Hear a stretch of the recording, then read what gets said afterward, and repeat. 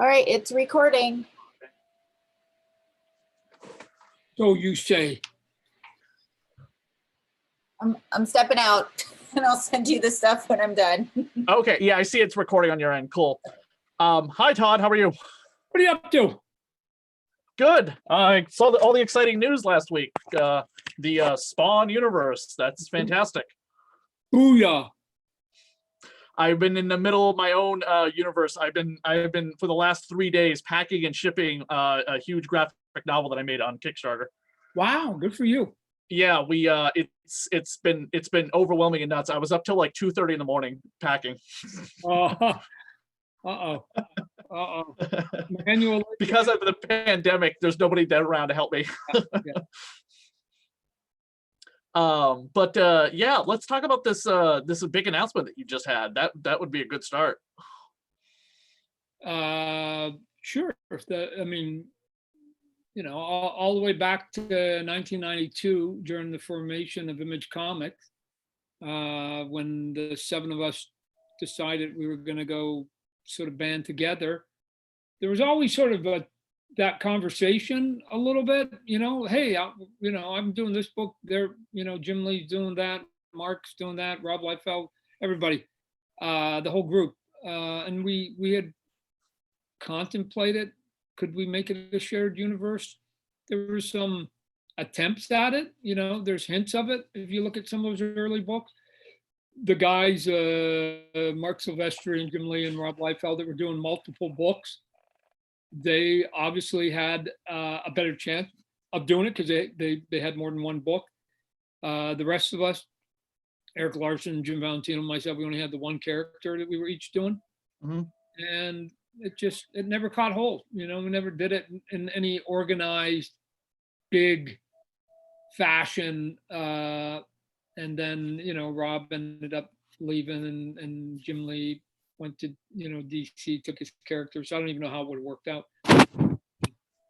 But we're 28 years into it, and I just go, I'm getting old. It's time. It's time to make an attempt at beginning something, and it probably won't. If it works out, it won't really work out till after I'm dead in 40 years. So, so we'll see. We'll see where it goes. Who are some of the characters getting their own books in this new little expansion that you're doing? Well, again, we'll be looking at it from an initial kickstart here of, and I use that word in a generic sense because all the books will be coming out from Image Comics. But the 3 new monthly books will be the first of the 3 monthly books, that will be sort of a prelude of a book called Spawn's Universe that sort of leads us into it. Will be a book called King Spawn, #1. Wow. That means Spawn now has 2 monthly books at his disposal, puts him in the ranks of the big boys. The characters that have more than one title monthly, and plus it's been almost 30 years since somebody's been able to buy an ongoing monthly Spawn #1, right? Because I'm never going to renumber the classic book. I hate that. I hate it when that happens. Yeah, me too. That's why I never did. Just the worst thing ever. And like I mean they like Batman recently changed creative teams and Superman is as well. And I'm like, please, for God's sakes, do not renumber the stupid book. I'm sick and tired of seeing that. Well, the thing that was always frustrating for me from a sort of a collector point of view is at some point I lost track of how you collect like chronological. Like if you want to collect the last 35 years of a title. Yeah. How do you do that? I mean, I know you can, but it's a lot of work to figure it out. Where when I was a kid, Action Comics was just up to 400 or 500, and Detective was up to 400 or 500, and the Avengers and Fantastic Four were in the 200. I mean, the big numbers meant like it wasn't a bad thing to me. I thought it was a cool thing, right? I didn't need a jumping on point for any of them. I just went, oh my gosh, look at these. They've been around forever. I should buy these. But anyways, so we're gonna come out with King Spawn. And then the next book will be a character called Gunslinger Spawn, who's Ooh, sort of cool. burning up. He's getting popular right now. I think he has a chance to be a big breakout character. And then the third monthly book will be a team book that is called The Scorched. The team will be called The Scorched. But that I mean, it'll begin with Spawn, Gunslinger Spawn, She Spawn, Redeemer, the Reaper, and Medieval Spawn, I think. But over time, like any good team book, it'll rotate. Mhm. And maybe in 2 years, there won't even be a single Spawn in it, right? It'll be all the new characters I'm hoping to sort of bring into the universe and introduce some of the older ones. So between the classic Spawn and the 3 new ones, then there will be sort of 4 books in this universe to start with. So basically every week you walk into your store, there will be hopefully a book if we keep our schedules, right? There'll be a book for you. So. Has scheduling ever been a problem with you regarding Spawn? Yes, it has. So, But more recently, I've noticed oh Spawn's no. I think we've been pretty good. I think we've been pretty good the last 100, 110, 12 issues. We've been pretty diligent, I think. Yeah. Are any of these books, are you going to draw covers for them or even interiors? Man, do people want to see you back on a book? But I understand you got so much to run, you don't have the time.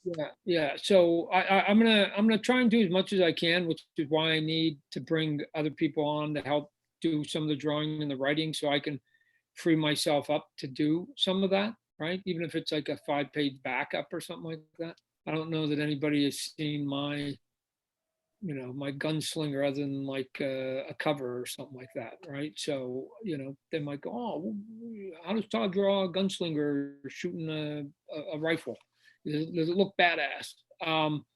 But yeah, I'm gonna try and do as much as I can, given that I now have to oversee all of this, and I still have the classic book too, right? Mhm. That I write and do a cover on that one every month. So. Is there a friend of mine at the local comic book shop, when I said that I was going to have a chance to talk with you, he asked, he said, hey, and he held up the DVDs of the HBO cartoon, and he said, ask him if you were ever going to get an ending to this thing.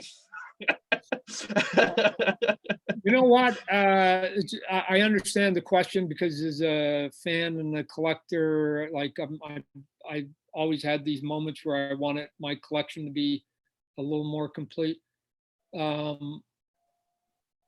I still think that I have good, barring getting hit by a bus or cancer. I think I still got 30 years in me, maybe more, right? So I've only been at it for 30. I'm only sort of halfway through this gig, I think. So that means that yes, like I'd like to do way more, and especially what you can do with animation today, done right, is awesome. So the answer is eventually I'm going to get to it. So. What do you have any part of the comic book industry you have never touched before that you want to get your hands into, or have you been involved in everything? No, not really. I mean, I never touched really any of the mutant books, right? When I was at Marvel, that was sort of the big. If you got in the mutant book, those were the big ones at that point. Oh, I meant by like more like in creating comic books in the geek world that we live in. I mean, you've done the movie, you've done the cartoon, you've done the toys, obviously. Yeah. Is there anything you haven't touched that you've wanted to get into? I would say that the biggest sort of itch, and I don't know that I'll be good at it or not until you do it, is the plan is that on the new Spawn movie I'm directing.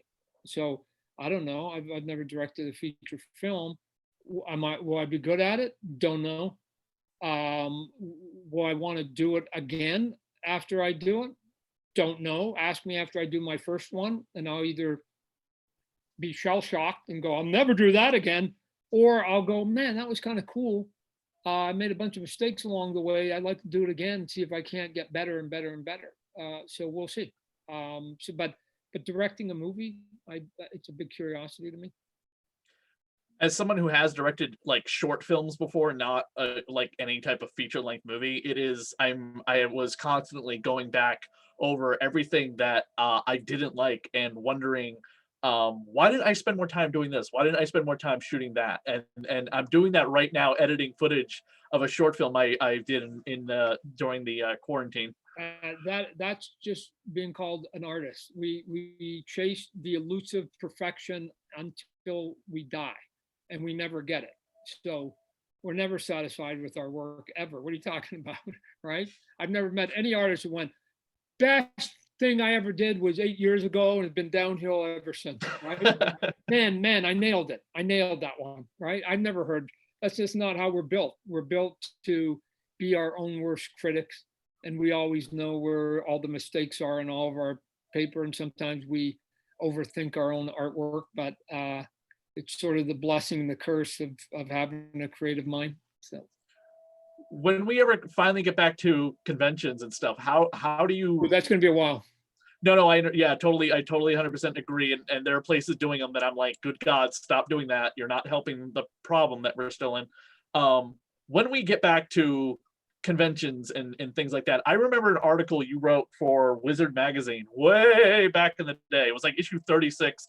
I think Spider-Man and Carnage and Venom were on the cover, and you were talking about conventions and convention lines and and things like that, and how you handle your fans. Has any of that changed?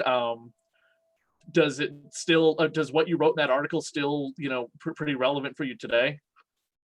I don't remember the article per se.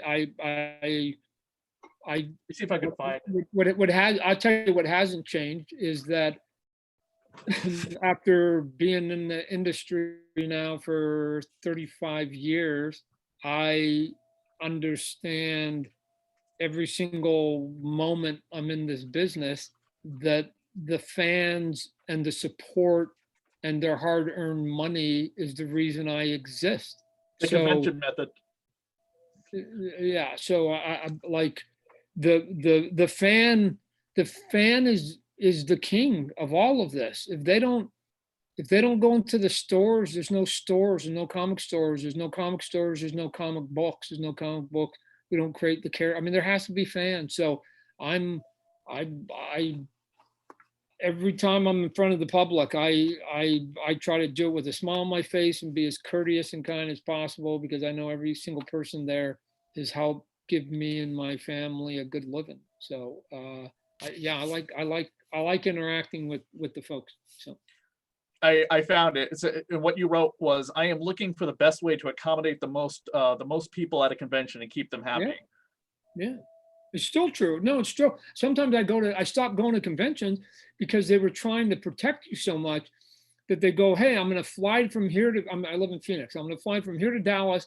I'm going to go to convention. They're going to give out tickets, and I'm going to get to do 200 people today. And then they go and they do another 200.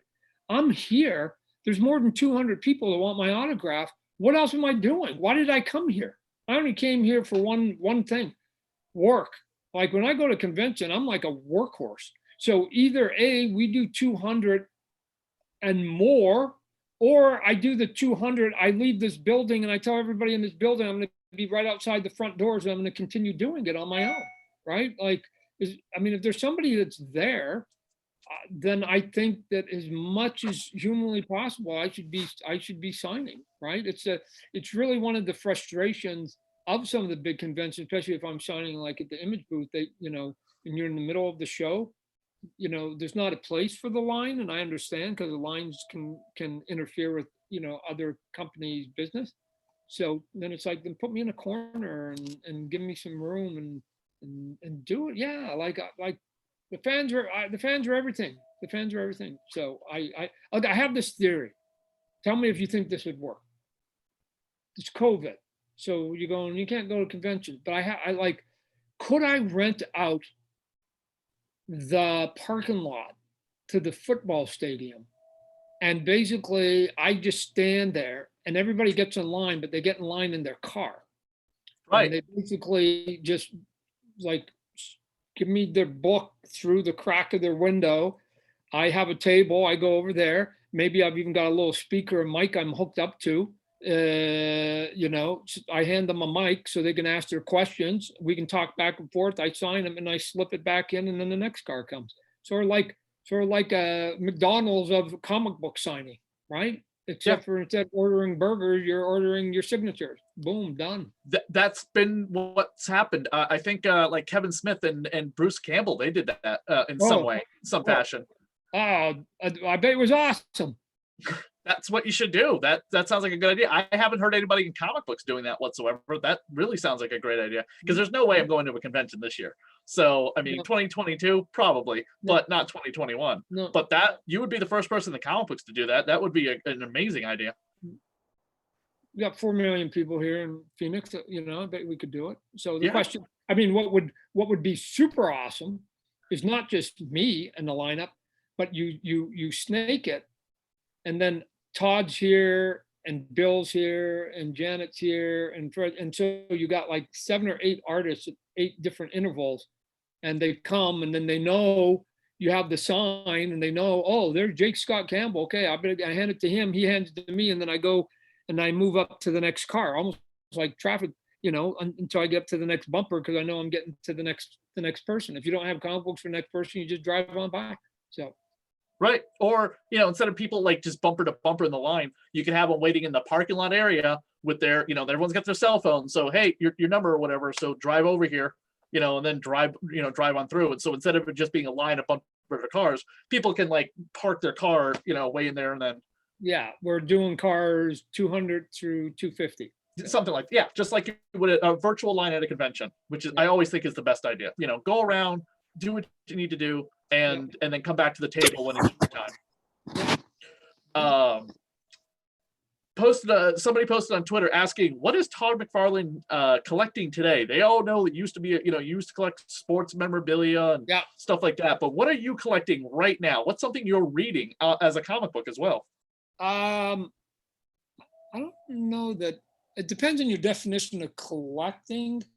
I buy a lot of board games, so I play a lot of board games, and then if I'm not sort of, a lot of them are solo games, so because it's tough to get a group, and if not, then you can go to places like Discord and stuff like that, and download literally modules of these games that look just like the game, except for they're on your screen, and you can play games with people either live, or you do your move and you send them the file, they do their move and they send you the file, and you go back and forth, and it takes you a month to complete a game or something. But if you've got 8 or 9 games, sort of like Words with Friends, my wife does it, she plays Words with Friends, just sort of board games. So that's probably the thing I keep my eye on the most. Like, what's the game I can't live without that I need in my collection? I have I'm not the biggest board gamer, but I do love deck building games. Oh yeah. A Spawn deck building game is something that would be very cool. Yeah, no, eventually we'll do our Spawn board game, because they seem to sort of be getting a little bit of a ray of sunshine, like comic books. We're filling the entertainment voids that are being created by the shutdown in Hollywood. I still have the old Spawn board game from the 90s. Oh wow.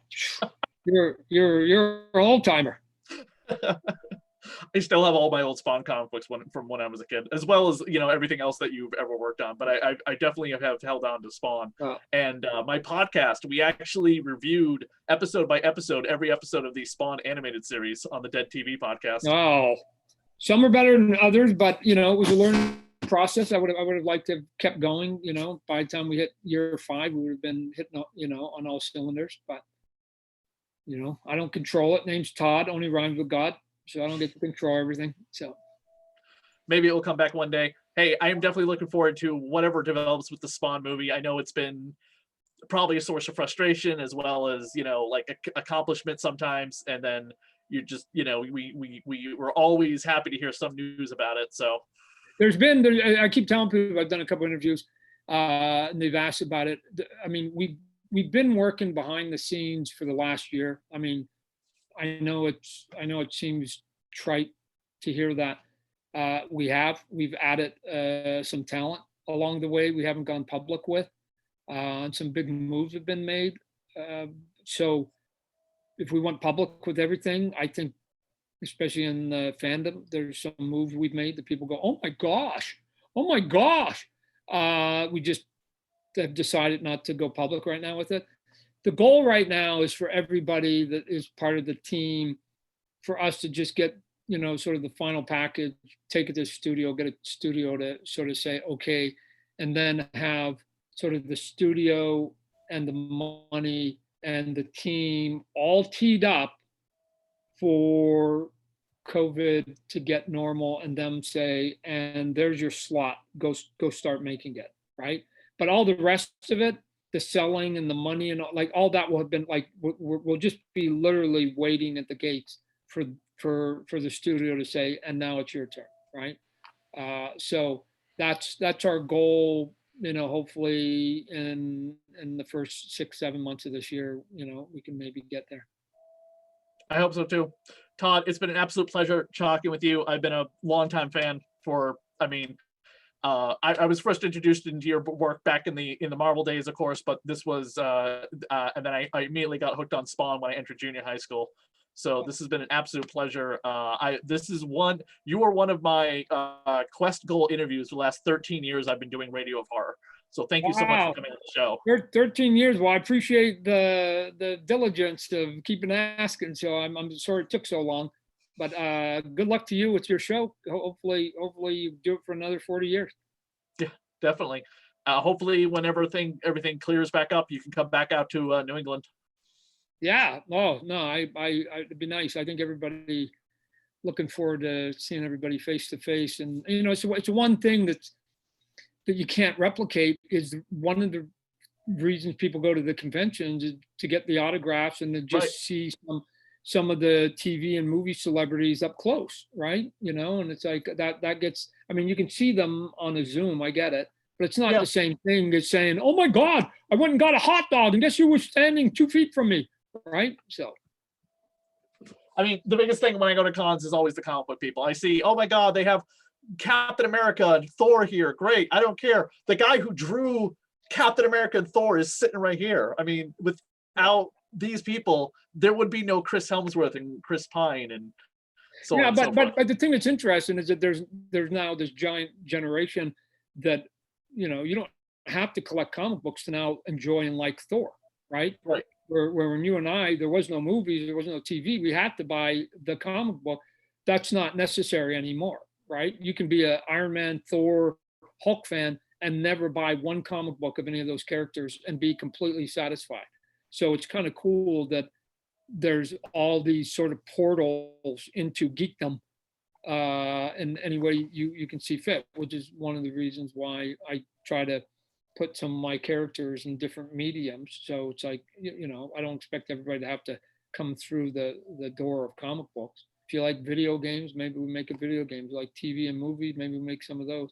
If you like novels, maybe we'll get around to that. You like board games, maybe we'll do that. So I don't care how you get there, right? Just trying to introduce you to the character. We're definitely due for a new Spawn video game with PlayStation 5 updated graphics, like God of War, just Spawn just tearing through anything. Yeah. But then also having different time periods. Like we could have King Spawn and Western Spawn show up, you know what I mean? And you can time travel, who knows?